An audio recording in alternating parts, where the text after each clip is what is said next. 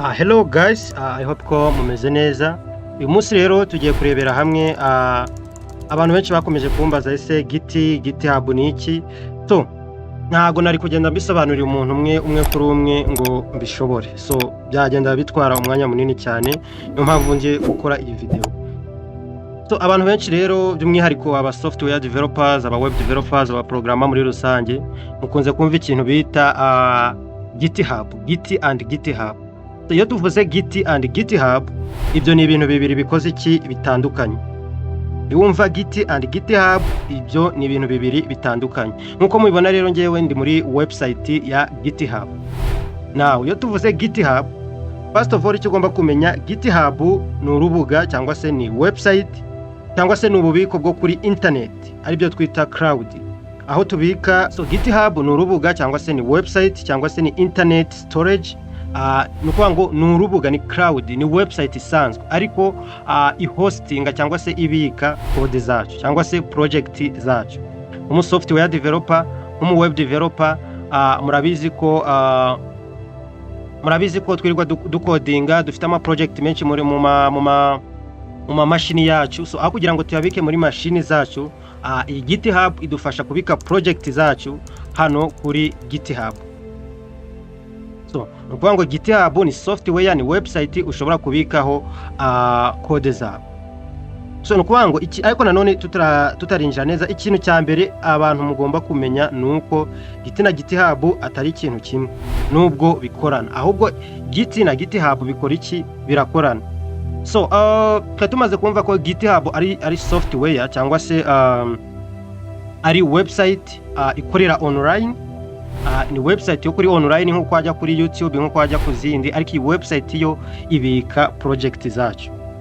Now Git tutarinjiramo imbere, Git noneho icyo wamenya kuri Git nayo ni software ariko yo ishirwa hehe muri machine.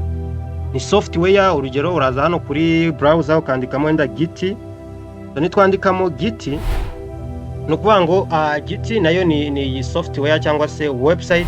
Wowe icyo ukora iki? Uyestara muri mashini yawe. Iyi Git rero iyo umaze kuyestara muri mashini idufasha gukurikirana impinduka zose ukoze muri code zawe.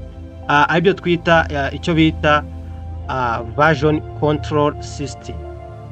Aka kantu murimo murakabona neza cyane, version control system. Aka kantu murimo murakabona neza cyane, murabona ko Git ni version control system. So iyo tuvuze version control system rero ni uburyo igenda ikurikirana buri kantu ucengize muri VS Code yawe. Icyo ugomba cyangwa se muri code editor urimo gukoresha, icyo ugomba gukora ni ukuza ukestara iyi software ya Git, ukayidownloadinga. Niba urimo gukoresha MacBook, niba urimo gukoresha wenda Windows, niba urimo gukoresha Linux, hano haba hari uburyo ushobora kuza ugakora iki? Ukadownloadinga. Ukona ko hano ushobora kuza ukadownloadinga for Windows, so ushobora no kudownloadinga for Macs.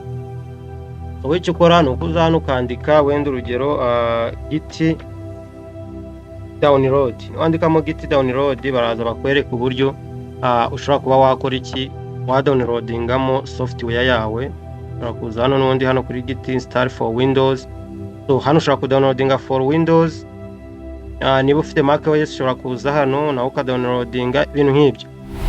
So now iyo umaze kwestara rero iyi software ya Git, nuko igufasha gukora iki? Igufasha gukurikirana impinduka zose buri kantu kose ukoze muri VS Code yawe. Urugero tekereza uri kwandika nka report cyangwa se uri gukora project, uko uhinduye buri kantu ukanze save, so Git ibika ibyo bintu byose urimo gukora. Niba ukoze ikosa ushobora gusubira inyuma ukareba uko byari bimeze mbere, like ni nka time machine keeper. Nukuvuga ngo yo igenda ireba buri kintu cyose urimo gukora ikakibika, ku buryo ushobora gusubira inyuma ukaba wabihindura ukabikuramo cyangwa se ugashiramo ibindi. Urumva ko ari software ifite umumaro cyane, ikoreshwa cyane mu bintu bya software development. So now GitHub rero, GitHub yo nkuko twabibonye, GitHub yo ni urubuga cyangwa se ububiko bwa internet cyangwa se mu byo twita cloud, aho idufasha kubika code zacu cyangwa se nabandi babashe kubona izo code zacu. No kuvuga ngo nshobora gukora project nka gusharinga code zanjye ukaba wahita uzaccessinga, cyangwa se tukubaka project imwe turi babiri turi gukoresha icyo bita GitHub collaboration.